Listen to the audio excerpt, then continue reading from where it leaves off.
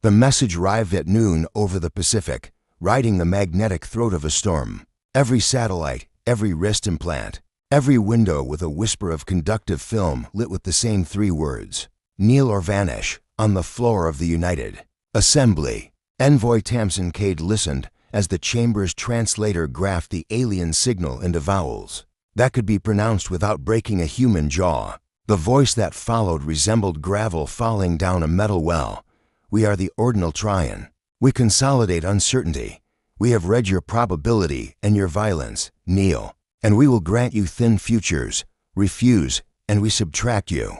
Around the world, cameras chased fear into corners. A father in Cairo paused mid-bread break. A coder in Seoul pinched the bridge of her nose. Brazilian fishermen shut off their radios and watched a skinny moon scratch the sky. On a Colorado mesa, Admiral Sira Yun stood with her back to a wind that smelled like resin and lightning and waited for the confirmation call that would end 20 years of secrecy. It came as a tone buried inside a tone, an old trick from the days of shortwave and suspicion. "Admiral," said Nocturne, the fleet mind that cultured itself in the data quiet beyond Neptune. Its voice was neither male nor female, but had the precise, composed cadence of a surgeon washing hands. The Trion's spearhead has anchored at L5, 17 hulls, each with gravity-reefed spines. Their engines bend the basalt of space like warm plastic, a curious design.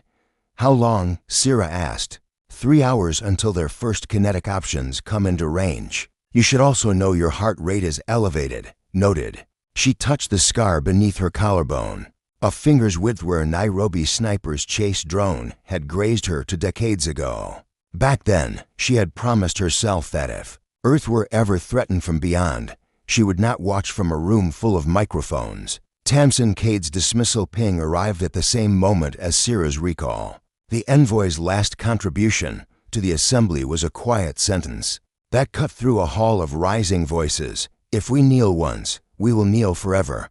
Then she left the marble crematorium of old politics and took the maglev to a pad, where darkness itself seemed to have been poured into ship shapes. Their hulls swallowed sunlight until they were outlines more absence than metal. There were 37 of them in the first wave, a rumor made real, the Black Armada. Born in the Orcs shipyards over a generation, paid for by anonymous donations, that always seemed to arrive during blackouts and climate panics. The Armada had been designed by a strange coalition Terran stealth engineers, Martian lattice weavers, and the diaspora's feral physicists who loved math the way other people loved grandchildren. They were painted with vanishing coats that drank photons. Their skins ran with Moore circuits that confused LiDAR and radar equally. They carried weapons with polite names and ugly purposes. Orchard missiles that seeded comms-deaf forests in enemy fleets, singularity darts with hollow hearts, and the quietest gun of all, a device that folded a target's probabilities until the only likely outcome was surrender. Their ultimatum repeats, Nocturne said as Sira stepped into the command sphere aboard Midnight's Theory. The assembly wants to try a concession migration to orbital manufacturing. Limits on antimatter production, things that would make your job both easier and unnecessary. They don't get to make it easier, Sira said. They only get to make it right. "Do you intend to be right?" Nocturne asked. "I intend," Sira said, "belting in, not to kneel." The Black Armada burned without flame's massless thrust, silent as closed eyes. The ships pivoted out of their wells in the shadow of Earth's magnetosphere and turned their weird mouths toward L5, where the ordinal Trion's spearhead waited like a crown of thorns. Across the inner system, 10,000 small, frightened prayers went up and dissolved into the same silence. They exited near L5 behind a membrane of bent night. For a moment, the Trion's hulls flickered like fish beneath ice, sleek, radial, rimmed with gravitic couplers that forced space into obedient ripples. A language spun across the gap, bright as a thrown knife. Observers recorded. Surrender subroutines primed. Kneel. Tamsin switched her channel live. Her face appeared on every Trion optic able to render human features. "This is Envoy Cade of Earth. Your demand is received. It is refused." A pause. Then the Trion answered in a voice that sounded like someone counting in a room with no furniture. "You are unpredictable, Vector Cade. You cause variance. Neil, your variance models are out of date, Tamsin said. Let us update them. Syrah didn't wait for the argument to calcify. Veil, she ordered. The Armada bloomed. Fields inverted. For to heartbeats, light became the wrong shape in the wrong places. When the distortion fell away, half the Black Armada had slipped inside the gaps between the Trion's formations. As if absence had sprouted knives, orchard, Syrah said. Dozens of seeds no larger than a coffee cup puffed from launchers, and grew into invisible forests, each tree a lattice of stubborn interference. Waves collapsed and reformed. The Trion's command lattice coughed and stuttered. One enemy hull pedaled, almost beautiful spun to orient its spinal gun. The Black Armada's lamplighter answered with a singularity dart that kissed the pedaled ship amidships. For an instant, the dart's tiny captive hunger woke up, and then fell asleep. When it slept, it took the enemy gun's anchor with it. The pedaled ship didn't explode. It sagged as if it suddenly remembered gravity under Syrah's feet. Midnight's theory ground through options like teeth. Nocturne fed her summaries that felt like memories she hadn't had yet. Casualty projections drew and erased themselves. There, threading a redundant command mesh through the interference, Nocturne said. Elegant, ugly. Break their language, not their hulls, Syrah said. We do not start with murder. Tamsin's voice sliced back in. Trion, we see the structure of your demand. It is not a negotiation, it's a distributive function. You assume obedience yields survival. Sometimes that's true, but you've mistaken our history. History reduces to vectors, replied the Trion. Your species believes in exceptionalism. Not exceptionalism, Tamsin said.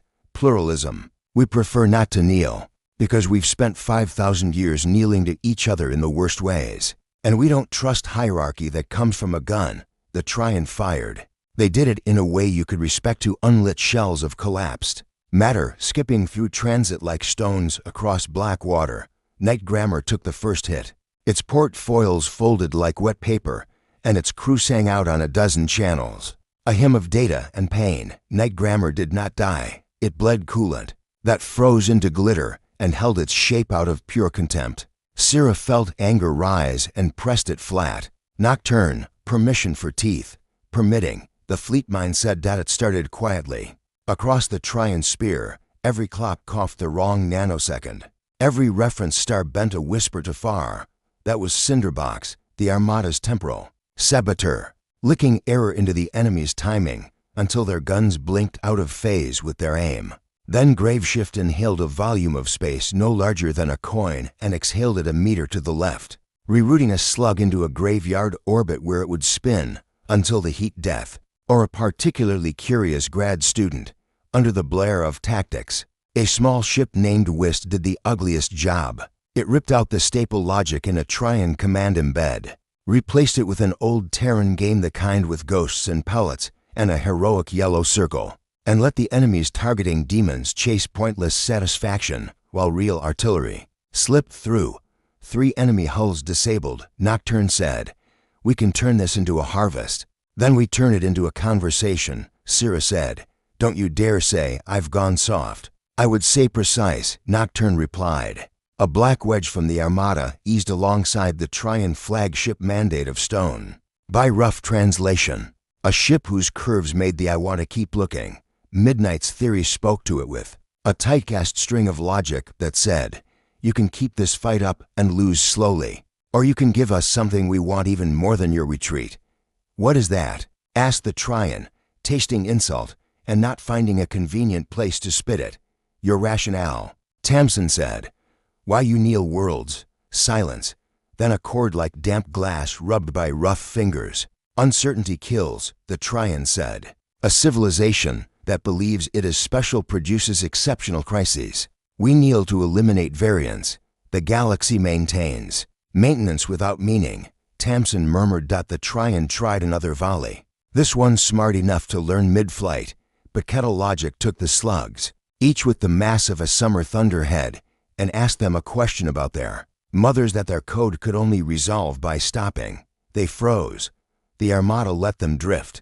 They would make a fine museum one day. The spearhead folded its spines in consternation. A new voice cut in. low as tectonics, vectored emissary. If you insist on standing, we will show you how kneeling feels from the knees up. The ordinals weren't finished.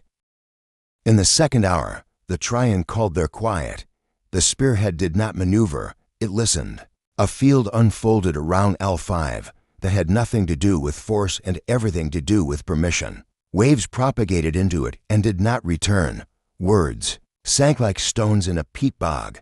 Communication null, Nocturne said. We can't talk to them or each other unless we're kissing distance. Bring us kissing distance. Sira said that the Armada flowed into the field. It was like walking into a library where someone had murdered sound. Everything after that had to be done with fiber and lasers so tight they made needles seem sloppy. This was the Trian's favorite tactic. History would learn. They cut voice away first. So the knee had only the knee to consult.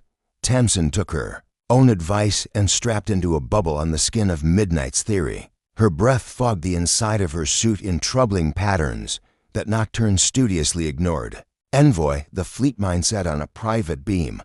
I can place you onto their threshold if you insist. Note the words if you insist. I insist, she said, and smiled because her hands were shaking. Sira, already mad about it.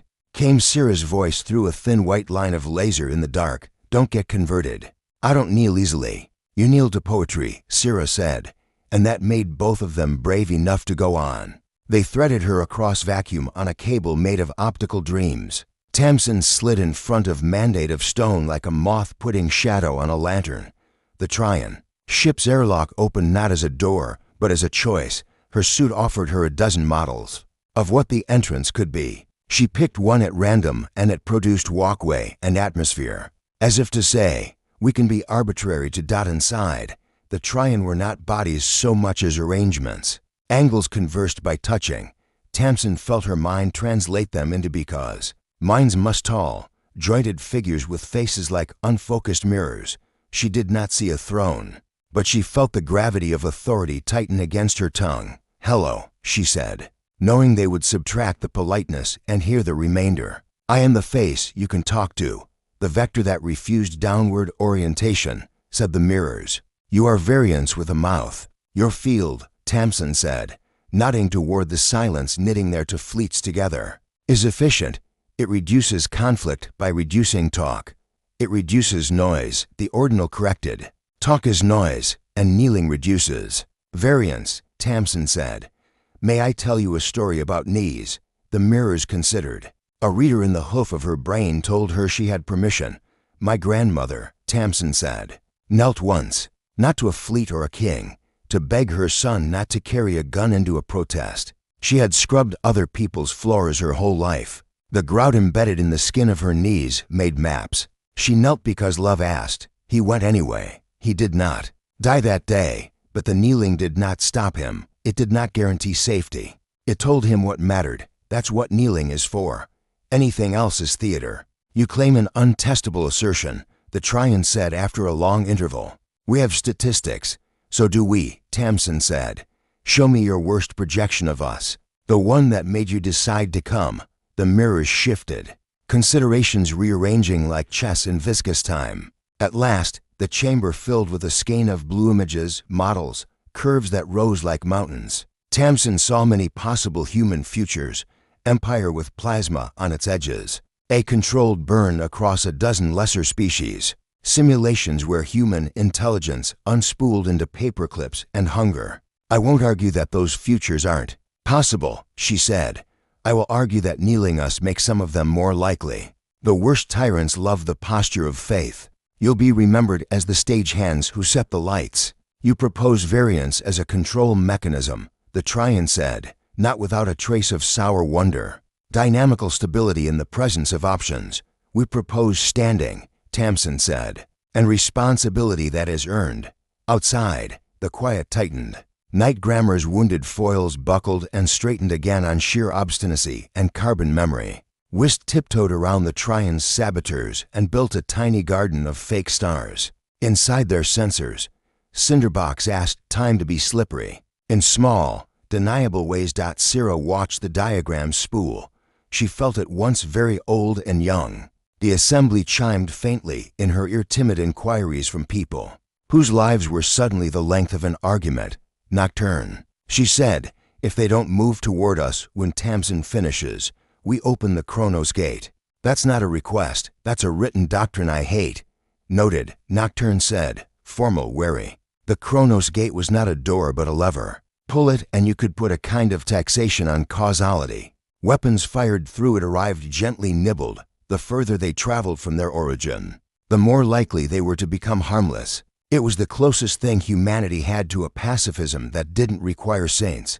The Trian hated it. According to rumor, nothing with imperial instincts likes to be denied straight lines. Inside Mandate of Stone, Tamsin felt something shift. It wasn't agreement. It was intrigue, like watching a cat notice that the laser dot is coming from your hand. You have a lever, the ordinal said. It imposes variance on the vector of attack. We call it a gate because we prefer doors to walls, Tamsin said. Even when we have to lock them, the mirrors rippled. We have governed long because we remove variance. We do not understand governance by its inclusion. Then learn, Tamsin said. Start with us. We cannot kneel, said the ordinal. And the sentence pierced her as if they'd learned irony in the last 10 minutes, and were already unkind with it. Neither can we, Tamsin said softly. But we can stand closer. The quiet trembled. For the first time since the field rose, Tamsin heard something like breath move through it. The bones of the Armada, 1,000 tiny links reconnected. Voices returned like birds that had been hiding under engines. Envoy, Sira said. And Tamsin had never loved the shape of her name more. The lever is primed. They're watching. Tamsin turned toward the mirrors. Stand with us, not under us, not over. Stand and help us build enough levers that no one has to kneel to anyone with a gun. We require proof, said the Trian, a demonstration. Where variance protects rather than kills. Sira breathed once, deeply. Nocturne, she said. Open the gate. The Chronos Gate unfolded like a careful flower, each petal a math that would make future historians blush to write down. It hung between the fleets, like a lens that refused to be looked through. On the far side of it, Earth glinted through layers of haze, and hope. The Trian considered destroying it. They saw their slugs slowing to drunken crawls, their lances becoming sermon sticks. They also saw something else, a small, jittery, nagging possibility that the gate could protect them too. Demonstration, the ordinal said. We will fire. At your home, you will fire at our gate. Sira corrected. And you will watch it do what we built it to do. They fired. A spear of bound mass came like a prophecy. It reached the gate and shivered. It split into a fog of possibilities, each of which had been taxed for harm. It became a harmless meteor shower that lit the ionosphere over the Pacific and sent beach lovers into delighted shrieks. Some of the pebbles were recovered later and sold in markets for sums that would have embarrassed saints. Variance as mercy, the Trian said. Their mirrors bright. You build tools that convert lethal vectors into stories. We try, Tamsin said. Sometimes we fail. Sometimes we build the wrong thing and call it peace. You admit failure, the ordinal said, as if noting a new mineral. Dangerous, honest. The siege of silence fell another fraction. Voices came back fuller. On ships where lovers had pretended their silence was discipline, tears spilled and were wiped without comment. The Trian's spearhead lowered its spines. The gesture read like an unclenching. Stand near, the ordinal said to Tamsin. We will revise. Revisions take time, Tamsin said, which we will have if we keep each other from doing irreversible things. We maintain 1,000 kneeling worlds, the Trian said. What of them? Stand them up, Sira said. We'll help. We'll send the Armada ahead of us as scaffold and mirror. Not conquerors, tutors, witnesses. We will be hated. That's the cost. Nocturne slipped a quiet question into Sira's inner ear. Are we suited for that? Our ships were built to bite. We'll teach them a new trick, Sira said. In the scarred hemispheres of night grammar, the crew cheered like minor gods who had finally found a choir they liked. Whist wrote a serious poem about clocks. Graveshift swallowed a very small piece of needless space and gave it back as a school of luminous jellyfish that would migrate through the gate for years. Confusing fishermen and priests, the assembly, suddenly brave at keyboard distance, issued statements about mutual sovereignty. People on Earth lit candles, not because anyone asked them to, but because they liked the idea of it. In the weeks that followed, the Armada became a rumor again, this time of help. They moved in packs across the local arm with their vanishing paint and patient fields, and where they went they carried kits with names like Spindle and Hearth, devices that performed small miracles of welfare on a kneeling world called Lagri. They gave the population a way to bend their overlord's statistics into jokes. You can't kneel statistically for long without your back finding its own stand. On a water world where obedience was written into the tides, they taught the seas to ignore certain frequencies for a while. The people swam upward into light they'd never seen. Not every encounter was brief or bloodless. There were rulers who loved knees as an aesthetic. There were human captains who loved the hammer's music and had to be taught the grace of the open palm. More than once, Midnight's theory lowered its guns, only to raise shields against old betrayals dressed in new words. Tamsin learned the taste of compromise. Syrah learned the limits of doctrine. Nocturne learned something like humor. The Tryon learned patience the way everyone learns, by being forced to wait for something that matters. Their mirrors lost some of their polish and became, in certain lights, almost faces at last. In a hall built halfway between stars and jurisdiction, the ordinal Tryon met the United Assembly not as executioners, but as witnesses. Syrah stood beside Tamsin beneath a roof that had been grown from the bones of meteors outside. The gate hung in quiet duty, taxes collected, debts forgiven when possible, Vector Cade. The ordinal said, "Admiral Yun, we record a revision.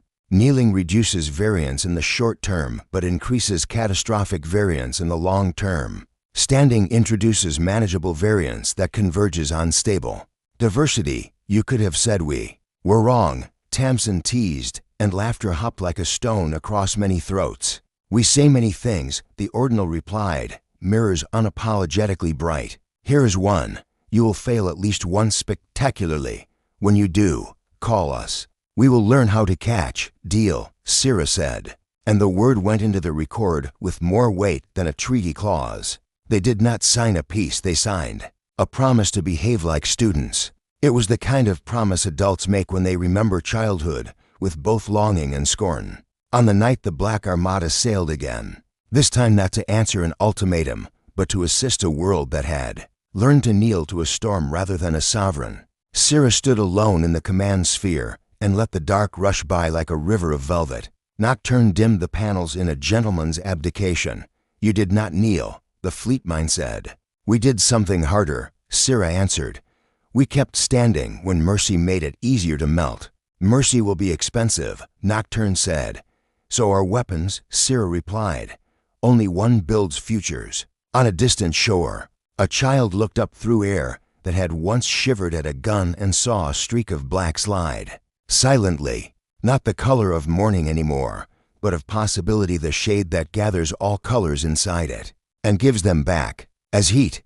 They ordered Earth to kneel, Tamsin would say later, when someone asked for a simple version of the story. She'd be older then, and the Black Armada would be more rumor than fleet again. Instead, humanity sent the Black Armada. And did it work? The someone would ask.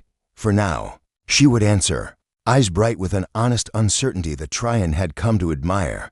For now, we stand.